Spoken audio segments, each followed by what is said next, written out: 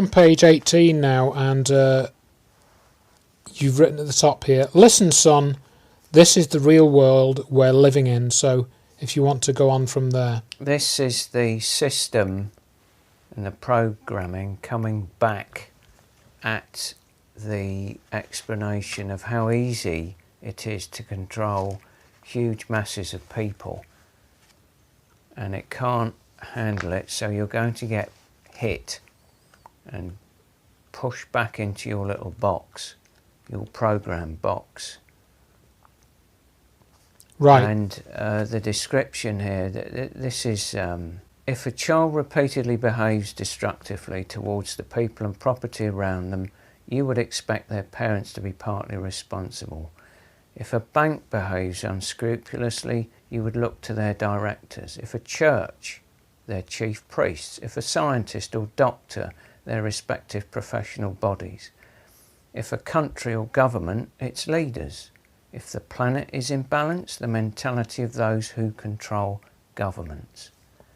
And what we're seeing is the Maslow's hierarchy of human needs, which everybody seems to look upward from the base, yes, is actually being inverted, and the downward arrow depicts domination and enslavement. So it's forcing us back into survival mode, which is the reptilian brain, or the R complex, or the stem brain. Right. So this is the system kicking in and trying to push us back. Right. Satisfied needs do not motivate. It's only the unsatisfied need that motivates. Next to physical survival, the greatest need of a human being is psychological survival. To be understood, to be affirmed, to be validated, to be appreciated. That's from the 7 Habits of Highly Effective People by Stephen Covey. Right. It's never going to happen. It can't. Because the truth might come out. Reason might rear its ugly head. Wisdom might show its face. Then what are we going to do? So to imbalance things, create war, mentally, emotionally and physically. You have divide and rule, you sow confusion, you force ignorance to create fear and obedience. You compel difference into prejudice. Just look around you, look at the environments. Yes, yes.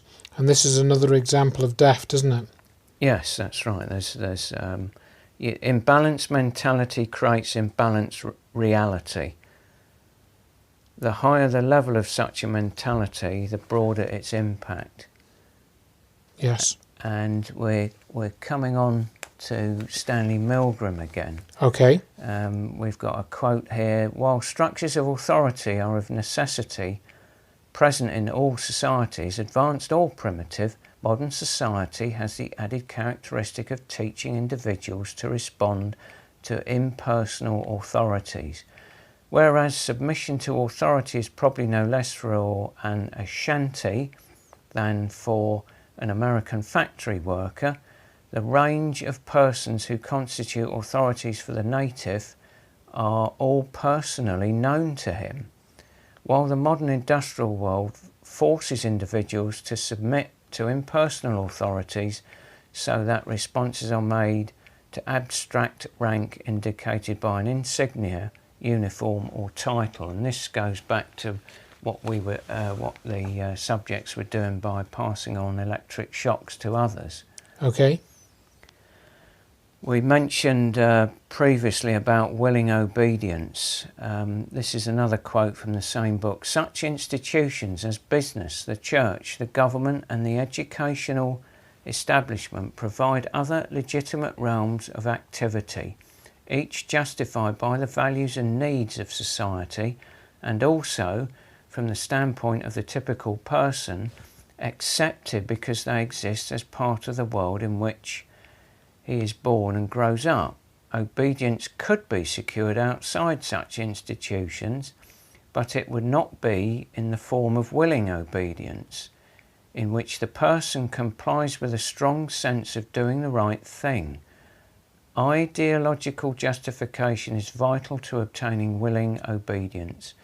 for it permits the person to see the behaviour as serving a desirable end.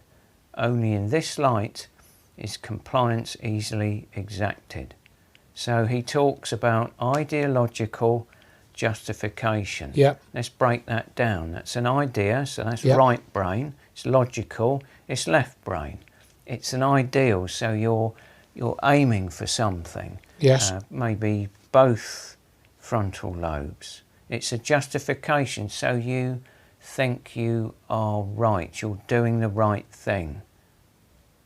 That is crucial in gaining willing obedience. And I'll come on to the ideological justifications in finance, religion, education, science and orthodox medicine. They're very clever tricks. Yeah.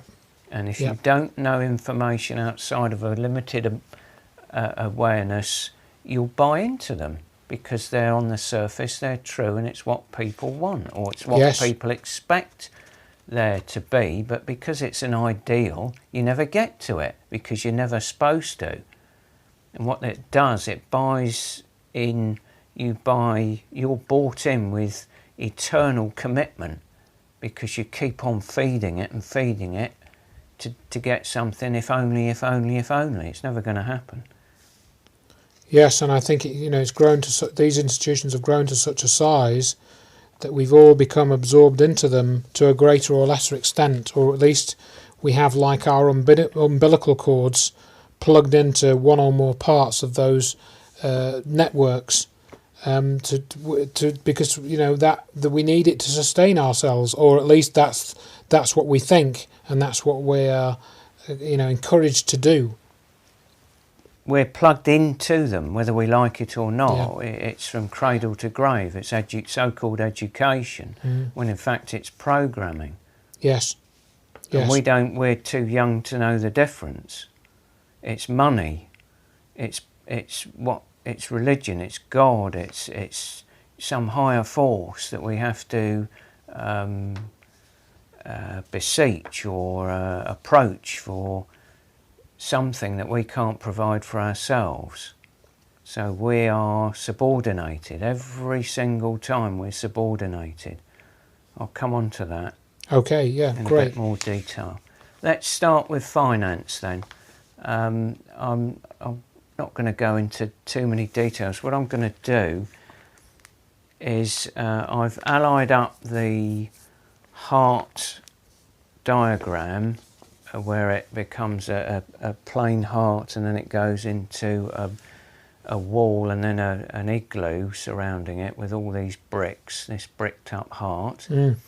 And I've then laid next to it particular subject matters, for example finance. And there's nothing wrong with finance in terms of cash and trading in cash and what have you.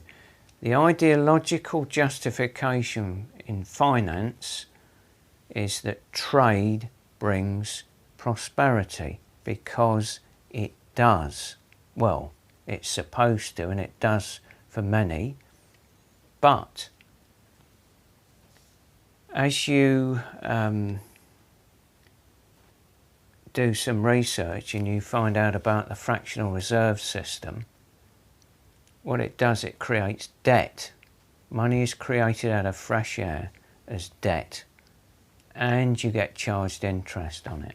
There's a way out of it, and it's called the Bradbury pound.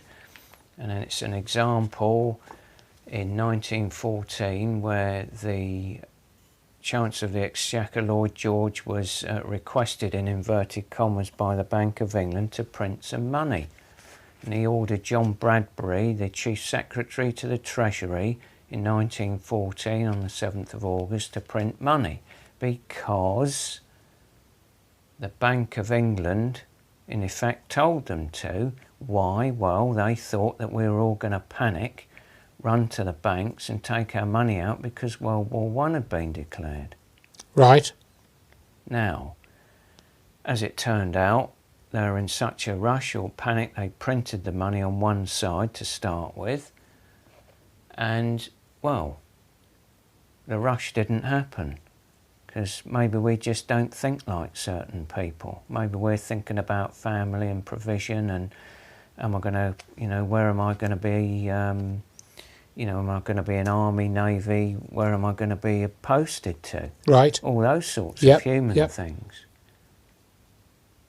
Now, you've bought into the idea of trade brings prosperity because it does, but it would bring a hell of a lot more prosperity if the government of the day didn't borrow imaginary money from a central bank but printed its own money backed by the credit of that nation. That way it doesn't borrow any money from a central bank. If it doesn't borrow any money, it doesn't have to pay any interest on it. And if it doesn't borrow any money, it hasn't got any money to pay back. The reason we're taxed is because the government has to pay back that money. If the government prints its own money backed by the credit of the nation, it can pay for roads and schools and hospitals and all the other public and councils and all the other public services and doesn't have to come to us anywhere near as much. There is a snag. If the government of the day goes bonkers and prints it all at once, we're all going to have a load more cash. What are we going to do with that cash? Go out and spend it on what? The same goods and services that haven't had a chance to grow. In other words, business rates will need to come down, interest-free loans to businesses to help grow their businesses. In the UK, there's supposed to be 6 million small to medium sized enterprises, SMEs. Let's suppose, just for the sake of broad brush, 4 million are supposed to be one-man bands. Let's forget those. No disrespect. 2 million are left. If those companies are not paying back interest, they could use that money to employ people, equipment and plant and grow their businesses. Now let's suppose half of them go for plant and equipment, the other half go for people. That's 1 million. Let's just say half of that, so 500,000 people. Not brilliant jobs, not anything but some sort of employment. Keep people off the streets. Anybody interested? And it's a gradual thing. Yes.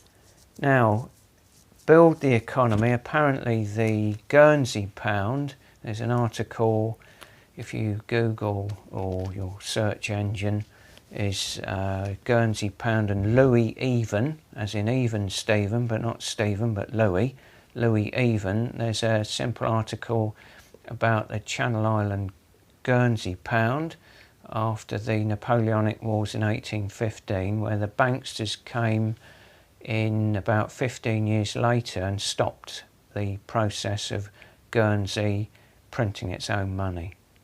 They wanted to build a town hall. They had labour available, they had materials available, but they didn't have any money, so they weren't going to do it. So the governor printed his own money. Right. And paid for it, and nobody was taxed. Right. Yep. It takes a while for this to happen, so I would tend to suggest, without getting too micromanaging on this, that this is explained to people and the government of the day says, look, we'll just do the tokenistic things like reduce MOT by whatever it is, £5, your road tax by £5. You've got to be careful. But things where you're not going to get rich overnight, and maybe they could start eating into the council tax. Okay. Yeah, so this whole idea of a nation printing its own money rather than a central bank, it's kind of alien to the way that things are set up now. Whereas at one time, 100 years or more ago, it would be much more logical to have done that. But now it seems that well, it's not something that could be done according to you know, most mainstream economists. You know, That's their programming. Yes, exactly. And they're kept ignorant of things like the Bradbury pound or the Guernsey pound. Yeah, yeah. And it's, if you look at some of the quotes that are around concerning money and Montague, Norman and others, it's shocking when you realise what's going on. Yes, yes. And this is what happens when people, what's the expression, people who believe absurdities commit atrocities, except this time they know it and they're doing it deliberately, and they've got to keep us ignorant. Yes. Henry Ford said something about it's well enough that the people of the nation do not understand our banking and monetary system, for if they did, I believe there would be a revolution before tomorrow morning. Henry Ford. That's what he's talking about. Yes. Yes, and this is going back to the fractional reserve system. That's something I only learnt about 5 or 6 years ago, and I tried to have a conversation you know, about this with somebody else, and they'd never heard of it and didn't understand that that's how banks operate. But it is how they operate, and you know, I used to be taught as a child money doesn't grow on trees, and money doesn't grow on trees. It's true, but it is created out of thin air. Absolutely. So with the way that the system works, so you're then down to the point of okay, so if I go into this building in London, they're called A Bank, they can apparently legally say that they have a certain amount of money, and then the next day they can say that they have more money because they happen to have created it. So why can't I just do that? Why can't I go into my house with a certain amount of money and then come out the next morning and say, well, now I've got this amount of money because I say so? You know, you know, you're down to that. Because if you did that, you'd be a criminal. Exactly. So they're allowed to do things which for anybody else to do would be criminal, but what gives them that authority? You know, and you can't even say it's the Queen, not that that would mean anything anyway. But and then then you get into the situation where that's the illusion. We're programmed to believe that that's a reality, but actually it's not real at all. It's just what a certain group of, going back to your point earlier on about a small minority ruling the majority. It's the small minority that have managed to convince everyone else around them that that's the way it is. That's the only way that the system can work. If it worked another way, there'd all be terrible consequences for everybody. You know, fear, and that's the way that it works. Absolutely. So if you want to survive, you'll comply. Yeah. Just to say that the Bradbury is backed by the credit of the nation. So the currency that in the UK that we have, if you look at the currency, it says I promise to pay the bearer the sum of whatever it is, £5 or £10, let's say. And because it's credit, then you don't need to have, it's not a promissory note. It's backed by the infrastructure, the bridges and the roads and all the rest. So you don't need to have that written on it. Whatever it is, we need 100% confidence in it, and I've got a lot more confidence, although they're full of potholes, in our roads than I do the fresh air money that we've got in our pockets. What's even worse is it's not even backed by the gold standard, which we came out of, I think, in 1931. So you can't even go to a bank and say, right, give me the gold, these promissory notes. There's a few problems with this monetary setup. In 1609, the Bank of Amsterdam was formed, and what happened, as I understand it, I wasn't there so I don't know, was that the Dutch were fighting the Spanish. I don't know why they're always fighting the Spanish, or the other way round, and they ran out of cash currency. So they got the precious metal dealers together and said, right, how much you got? We got this much, right, we'll print these bits of paper up to this amount that you've got, we'll hand them out to everybody, that'll keep them quiet. Nobody seemed to notice, so they kept doing it and kept doing it. So you've got a fraction now of precious metals that are on reserve. That went on until that was sort of like the pilot, the Bank of Amsterdam, and then we got the Bank of England in 1694. There's at least 3 big problems with this. It's been going on for hundreds of years, number one. Number two, it involves anyone who's anyone, which is all of us, except for, say, people in the bush. Number three, which is you cannot do this accidentally. You have had to have very cleverly planned this. Now, who is it who is that nasty, who has got it in for the whole of humanity, that has gone away and very, very cleverly put this together? Yeah. Yeah, that's the question that you end up being confronted with, isn't it? When you look at all of well, this if stuff. you want it, if you've got the guts to confront it, yeah. I'll leave religion to the end. Yes. Because that's a big example of where we are deceived into giving our power away by looking out and upward. Outward and upward. Okay, I'd like to comment on that when we get to that, yeah. And this is what we seem to be doing with all these. There's always this authority figure, be it a banker or a bank manager or some authority figure here that seems to have it in for us, whether they know it or not. So let's look, going on to education. Instruction has deadened self-confident inquiry. That's Ivan Illich again, but this time in the right to useful unemployment. And education isn't education, it's really programming. You will follow these instructions, you will regurgitate these instructions, and you will be rewarded for regurgitating these instructions. If you look at the different types of intelligence, there are 8 stated by David Gray in Men are from Mars, Women are from Venus, Children are from Heaven. I've put 7 main ones here. Academic, emotional, physical, creative, artistic, common sense, intuitive, and his 8th one is gifted intelligence. If you look at the suggested main brain hemisphere, you'll get a mixture of different ones. Academic is left brain, emotional, creative and artistic.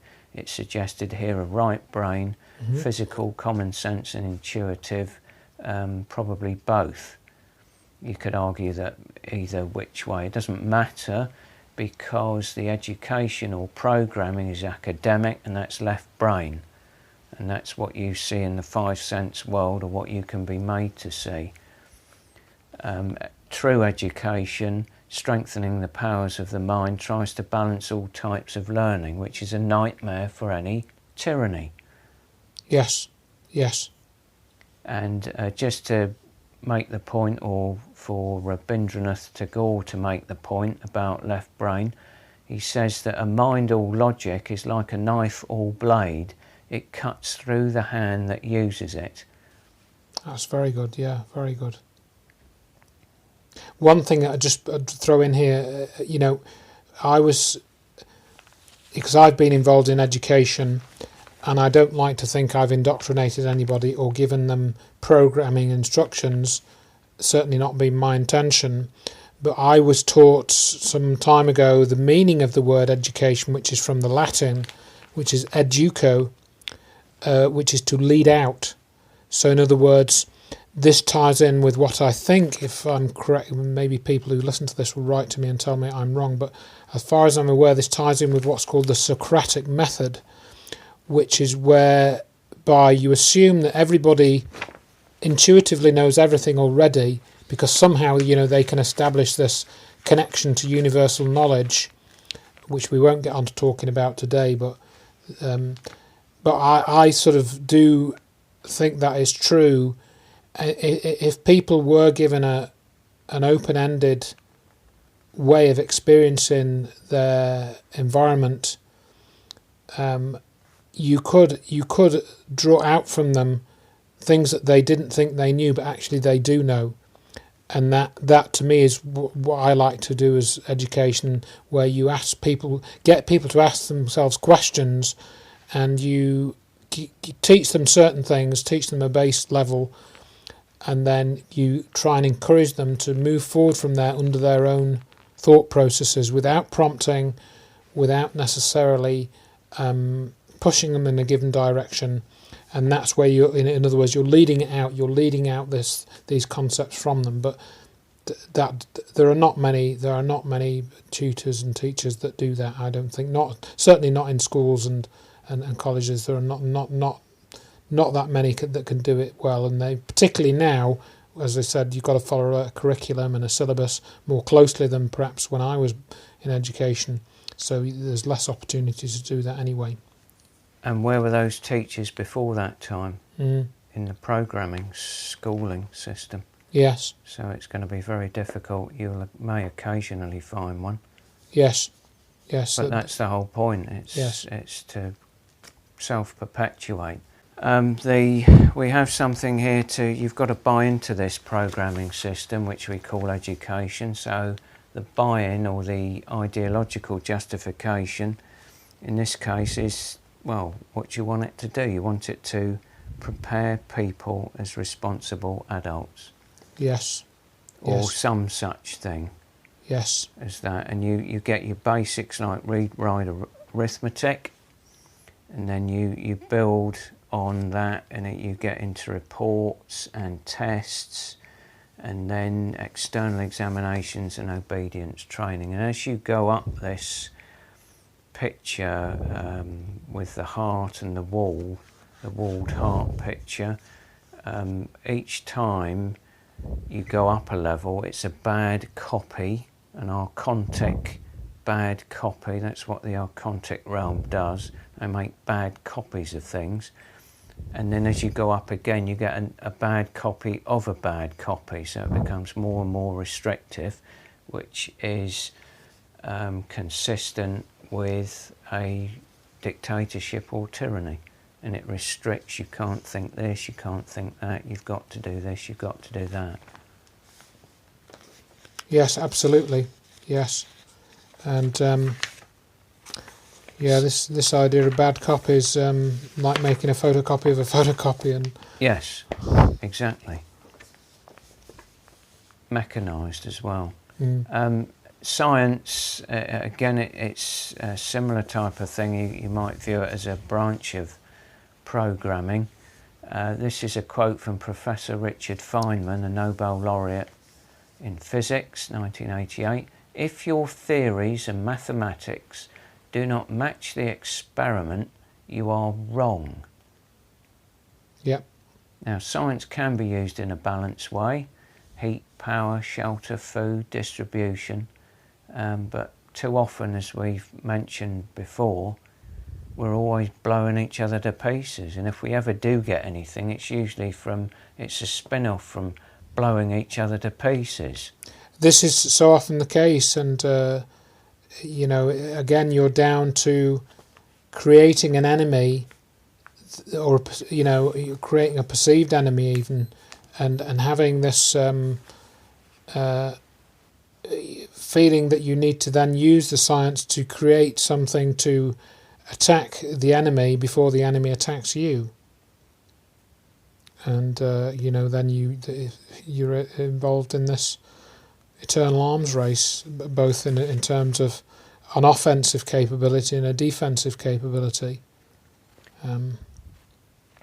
There's an Orthodox medicine approach, which I'll come on to, but okay. It's exactly what you've just said there. There's a perfect quote for that. Okay. He describes a Vietnam War, and he links it with cancer treatment. But that's we'll come on to that. Okay. I just wanted to mention a book by Richard Milton called Forbidden Science, and a brief English-ish quote. Paul Camera, that's with a K, double M, A-M-M-E-R-E-R, a distinguished experimental researcher, evolutionary mechanism, the inheritance of acquired characteristics. I've abridged it. Yes. Bred spotted salamanders on different coloured soils and found that over successive generations they changed colour to resemble that of the soil on which they were bred. When the offspring of these genetically modified salamanders were moved to the opposite colour soil to their parents, their coloration changed back again. Camera, now bred from such artificial elongated specimens, this is the sea squirt Siona, I think that's called, and found that elongated siphons were inherited. Simple direct evidence of inheritance of an acquired characteristic, something that Darwinists believe impossible. Yeah.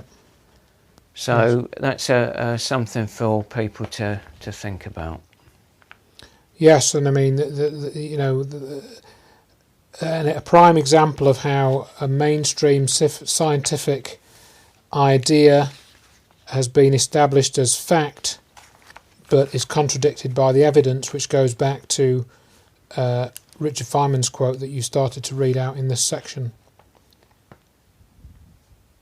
Jumping ahead to the walled heart diagram, Yep. The buy-in to this particular subject matter, the ideological justification I'm suggesting is understanding nature to benefit mankind, because that's what most of us would think it would be. Yes, yes. And just occasionally, as I've said, we do get some sort of benefit. Well, you would have thought so with the billions and trillions that go into it. But unfortunately, as we've mentioned, it turns out to be spin-offs from military applications. Moving on to orthodox medicine now, or complementary healing. The functionary of contemporary medicine is in a different position. His first orientation is treatment, not healing. That's Limits to Medicine from Ivan Illich. Again, coming back to your example with science, there's a quote from Virtual Medicine by Dr. Keith Scott Mumby. Okay. And he says here, instead we get the spectacle of doctors trying to fight a disease such as cancer with the mentality of the Vietnam War, the approach to kill everything in sight, killing good and bad in the hope of annihilating the very last enemy cell while turning the terrain into defoliated wasteland. It didn't work on the larger scale, and it violates common sense to suppose it will work on a biochemical scale. And it's a perfect example of what you were saying.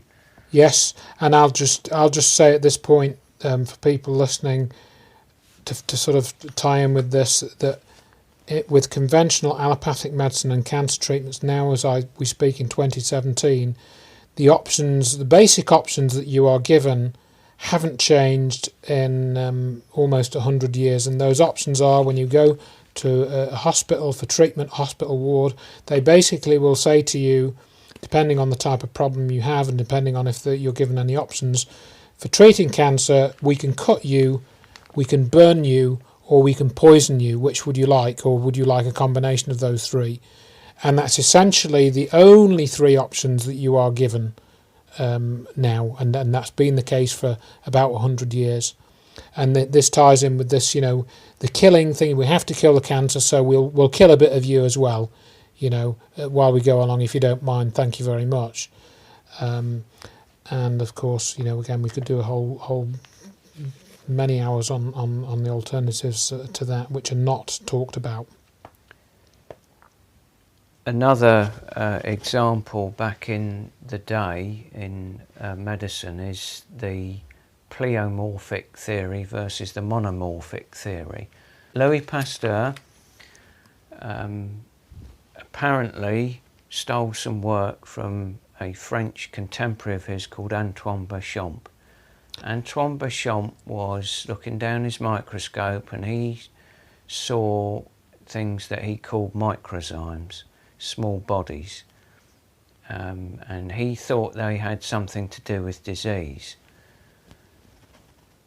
Louis Pasteur said that the germ, it's only a theory, germ causes disease. Now, if you've got a microscope that can only see a certain amount and somebody's got is a funny colour and they're not well, and you look at their blood or whatever, tissue sample, and you keep seeing different things in there that a healthy person doesn't have, you will tend to think that whatever that is underneath your microscope is causing the problem.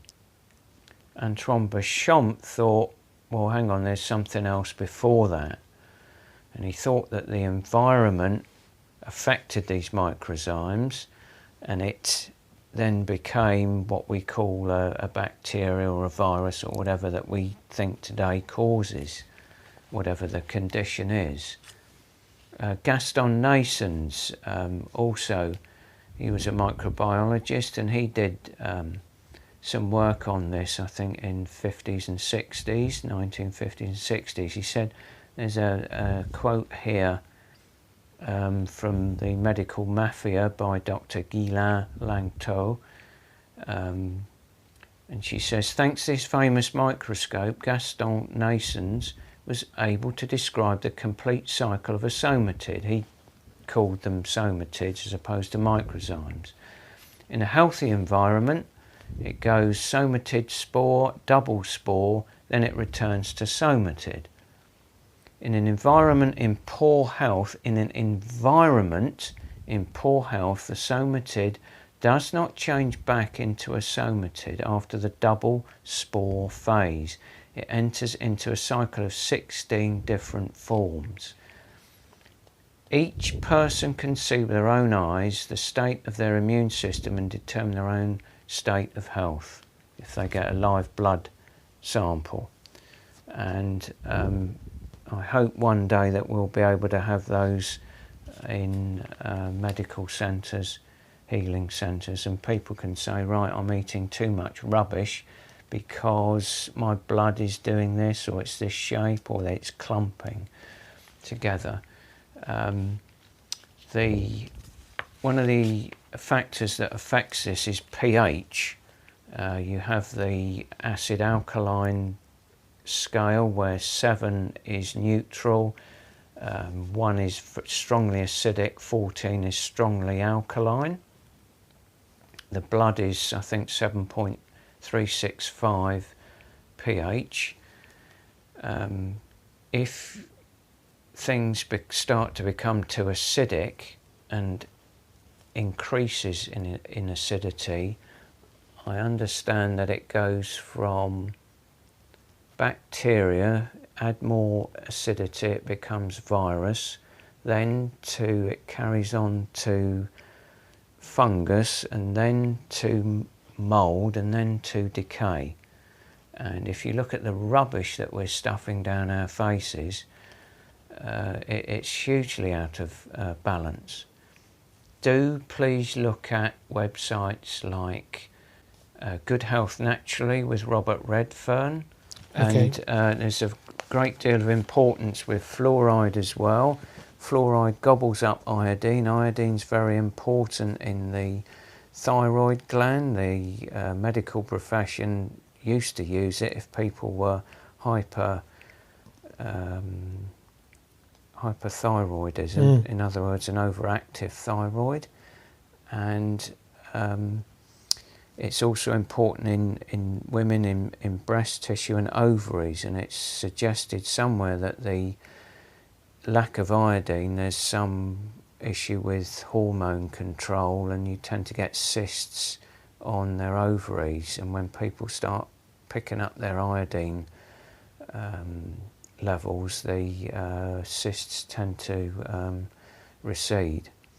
And breast tissue, it's very important in the hormonal cycle and the cell apoptosis, so you actually clear out any breast tissue that isn't that needs to be got rid of. If you won't do it, if you haven't got enough iodine, you need selenium to, if you like, activate. It's a cofactor, and selenium's anti-cancer. For fellas, it's prostate, selenium and iodine, especially selenium. And selenium's known to be anti-cancer, have anti-cancer effects. So. And certainly iodine is relatively easy to get hold of, isn't it? And selenium as well. It's not. I'm not. Yeah, you can. You can get. There's Good Health Naturally. Although I'm not trying to sort of sell anything as such, but that's one potential avenue. Dr. Mark Circus is the other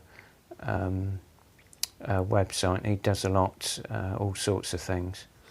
Right, great. So, yeah, I'm not a name I'm familiar with. The other thing I'll just mention briefly before we move on a little way is going back to the Gaston-Neesons and Somatids. A name we were talking about earlier before we started recording this was Wilhelm Reich. Wilhelm Reich actually made similar discoveries independently, and he called them bions. So, in other words, the microzymes? Yeah. And the Somatids, Reich discovered an equivalent, and he called them bions, and I think he's written quite a lot about those, and there was a couple of other people that have discovered the same thing as well. They're like more basic forms of their life, like pre-life, aren't they, almost? Yeah. Or pre-bacteria, or I think there's something called protobacteria in biology, but they're even before that, I think. And you can, and I've actually seen that you can create these. You use an iron filing. Under a microscope, get an iron filing, and you get some potassium chloride solution. Put the iron filing in that. You boil it. You flame the microscope slide on a Bunsen burner or whatever, and you heat the potassium chloride. I think it's 0.1 molar the solution, something like that, or maybe 0.01 weak solution. And these things will appear, and you can after about 20 minutes. So it's a repeatable experiment. If you look up, you'll be able to. In fact, I need to do this myself because I have got a microscope, and I have got a microscope which has a video attachment. So and I have to do that sometime before too long. Right. Okay. So you might think that complementary healing is complementary to Orthodox medicine. It isn't. It is complementary to the energy needs of the patient in order to restore balance. So there is little room for Orthodox medicine. Hence the hostility. Now, I'm not talking about intensive care, emergency treatment, some of the best there is. We're not talking about that. We're very often talking about chronic disease issues that are mega money issues. And very often it's to do with diet, very often it's to do with getting minerals that have been taken out from the soil because of the sort of monoculture, intensive farming practices. If you haven't got the right amount of minerals, your digestive enzymes aren't going to work. I don't think vitamins work too well either. If you don't digest your food properly, you've got problems. And problems and problems, and very often, because of its nature, chronic problems. And if you don't keep your gut flora healthy, you'll get even more problems. That's it. The diet is a sort of you are what you eat, as many people have said, and it's true. And it underpins health. The diet underpins health, and I think medical school students typically do about an hour out of their whole 5 years of study on diet. So I've heard, but in the Western world. Oh yeah, 4 hours or something. Yeah. Something. It's not very much at all. What does that say? Exactly. Now, back to the walled heart picture. The buy-in for this is, or the ideological justification, is to take away the pain and make people better again. Yep. And I'm sure nobody's going to disagree with that. And you get bad copies of that. You get pain killing, you get cure, you get care, which is copied into pain blocking drugs and leading on to dependency. We're not dealing with cause. And then the bad copy of that is addiction and iatrogenic illness, or even death. That's iatrogenic means doctor caused. Yes. And the fact that we have a word for that, iatrogenic, is kind of well, It's quite sad, isn't it? Very sad. the summary sheet now. Do you want to go back and do the religion? I was just about to say, yeah, let's go back and do the religion, but you see there are 4 examples there that are expressed of that walled heart. Yes. We've mentioned about the ideological justification, and in religion's case it's love your neighbour as yourself. I'm sure no one's going to disagree with that. That gets you'll have your ethics, your prayer and your meditation, nothing wrong with that. That gets bad copied into beliefs, and then bad copies scripture, dogma and faith. So that's the way up from there. Yes. There's a lot to say about religion, but I'll keep it reasonably brief. Okay. The devil, this is a quote from John Cooper Powys. Okay. The devil is any god who begins to exact obedience. And this ties in with the Milgram question, and it ties in with compliance, our behaviour. Arthur Findlay says, this is in The Suppression of Knowledge by Michael Roll, to confuse Jesus, the Jewish teacher and healer, with the Christ, the 17th pagan saviour god, is a gross historical blunder. Jesus was officially made into God at the Council of Nicaea in AD 325, the second person in a trinity of gods. What Christian knows that? Yeah. They don't. Very few. Unless you're very, very lucky. Here's a quote from the Messianic Legacy, Michael Baigent. That's Baigent. Yep. In the early 16th century, Pope Leo X is on record as declaring, "It has served us well, this myth of Christ." A very good one. And one more quote just to finish off, because people do get... Well, actually, let me say this. There's Malleus Maleficarum, the Hammer of Witches, or the Inquisition, from 1257 to 1816. Wholesale, systematic terrorism, torture and murder. Why? What on earth has that got to do with love your neighbour as yourself? It hasn't. Johann Most, German philosopher. The more man clings to religion, the more he believes. The more he believes, the less he knows. The less he knows, the more stupid he is, the easier he can be governed. The easier to govern, the better he may be exploited. The more exploited, the poorer he gets. And the poorer he gets, the mightier the domineering forces grow. The more the riches and power they amass, the heavier their yoke among the neck of the people. Very interesting. So true. And there's all sorts of problems with the story of Jesus. There's Dear Murdoch, indeed. Murdoch, was it? Yes. And others have highlighted serious shortcomings with that, and also the Gnostics, who were around before the Christians, who talked about the oneness, that we're all one consciousness and that we're just different manifestations of the same. So if we attack each other, we're just attacking ourselves. And that tends to go back onto love your neighbour as yourself. Exactly, and that's where that concept perhaps comes from originally, but like so many others, it's kind of been subverted and ended up being another kind of segment of what I call the control grid. Bad copy. A bad copy, yeah, bad copy is right. And so what I would like to comment on this whole idea of, we've mainly just very briefly come out with some quotes and mentioned Christianity, and of course there are many other religions. I think there's 34,000 branches of Christianity. was what somebody told me. I've never gone and counted them, but I can imagine that's probably a fairly good figure.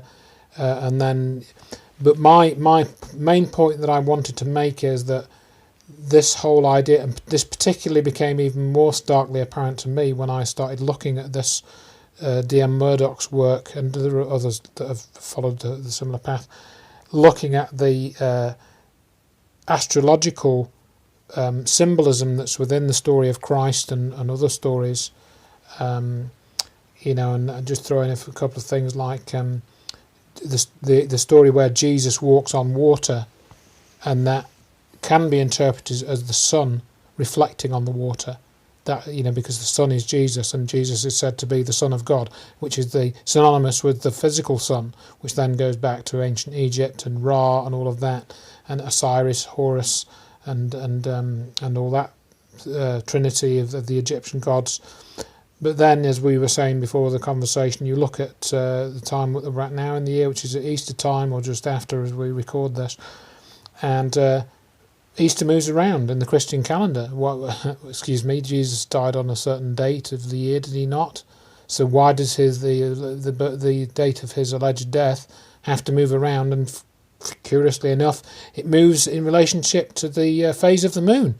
So where in the Bible does it speak of any relationship, or any of the Christian texts speak of a relationship between the phase of the moon and Christ and what Christ was doing? The answer is nowhere, because, and I hate to say it, but this is what the Jehovah's Witnesses point out, or that's where I first heard about it, that what the story of Easter is got nothing to do with the story of Jesus. It's essentially a pagan festival which to get Christianity accepted in Europe, at least, I don't know about the rest of the world, they had to superimpose it on the existing pagan beliefs. So that's one aspect which you cannot not understand that.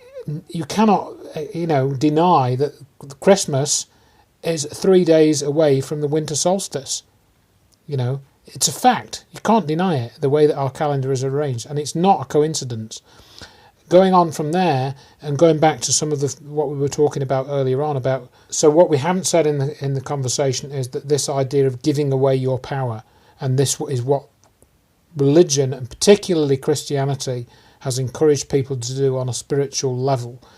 Because, as I said, you hear this word God a lot, and God doesn't necessarily mean a Christian God. It doesn't necessarily mean a religious God, or what it means for many people is something which is outside of themselves, some greater force than them, which is they are not worthy of communicating with that. So what you do is, with religion, and particularly Christianity, is you externalize this force. This force is disconnected from you, and to understand that force, you have to go to a church or a religious figure, and they're your intermediary. You then go through them, so you discharge your responsibility for knowing this force of God, or whatever you want to call it, to them, and you primarily take on board their descriptions of God, their characterizations. It's not something you ever think about directly experiencing yourself, and essentially this idea of a discarnate male entity, as I call it, it's a trick that they came up with. And in other words, going back 1,000 years, the learned ones who'd read these scriptures, and the few that were able to read them, could basically use that to control other people. And they could say, well, okay, so God rules everything, he runs everything, we have to follow certain guidelines that God has laid down. I'm going to tell you what those guidelines are, and these are the guidelines, the 10 Commandments or whatever it is. I interpret those for you, so you live by those. And so this is where you become disconnected from your own inner knowing, and this is what Gnosticism was about: inner knowing, inner knowledge, inner understanding. And that to understand this, and to understand how disempowering most, if not all, religions are, you have to understand that this concept of God has been externalized, and you become disconnected from this spiritually. When that's not true, essentially you are connected to God. You're connected to God as soon as you your soul entered your body or you became conscious in this world, you were connected to God at that point. And gradually, and when I say God, I mean this greater consciousness. So going back to what you said a few minutes ago, we are all one. And you can experience this super consciousness yourself in certain altered states of consciousness through drugs, through life experiences. You and I were talking about near-death experiences in the past. That's a time when you experience this super consciousness. Read up about near-death experiences. But this is something, near-death experience, I think, which is something which shows that we have an expanded consciousness which is partly inside of our heads, but is also, whatever is inside our heads is connected to that as well, and it's not just inside our heads, it's somewhere else as well. Well, Wilder Penfield, the Canadian neuroscientist, stimulated people's brains externally. There's no neurons, sensory neurons, so there's no pain. And somewhere in the temporal lobe, their consciousness came out, and they could see themselves on the table with him sitting next to them, or standing next to them with a probe. Oh, I didn't know that. There's some spot in the temporal lobe, and apparently also in the front right lobe as well. There's supposed to be some sort of area there that's linked with higher consciousness. But I've started to go off into other areas now, and so I want to bring myself back to come back to some other because you've got some other things in the booklet here, haven't you, as well? The summary picture, I just wanted to. This is with the walled heart. Yep. And you've got 5 finance, religion, education, science, orthodox, medicine. It's summary at the top, and what you're looking at are all these different bad copies and how they relate to our personal equivalent, if you like, and how they manifest in the world. But there's also, you're looking actually through prison bars. And if you look carefully at the prison bars, you'll see written on the horizontal ones, there's covert, malevolent authority figure behaviour appearing as sincere, benevolent authority figure behaviour. And this is where we don't see through it. Yeah. We get suckered by the ideological justification. And as you go up from ideological justification for willing obedience, you start creating distance between subject and victim, and that lessens the subject's disobedience, and then you get enough distance for cold-blooded acts of brutality, as Stanley Milgram's work has showed and tried to explain regarding the Nazis in Germany. That whole summary sheet fits in over the page to a global overview, which is sat within a globe of the Earth, and there are cracks all over it, which are the 7 questions that have been talked about. And they're intrinsic in destroying basically the earth and us with it. Kill, kill, kill. Yes.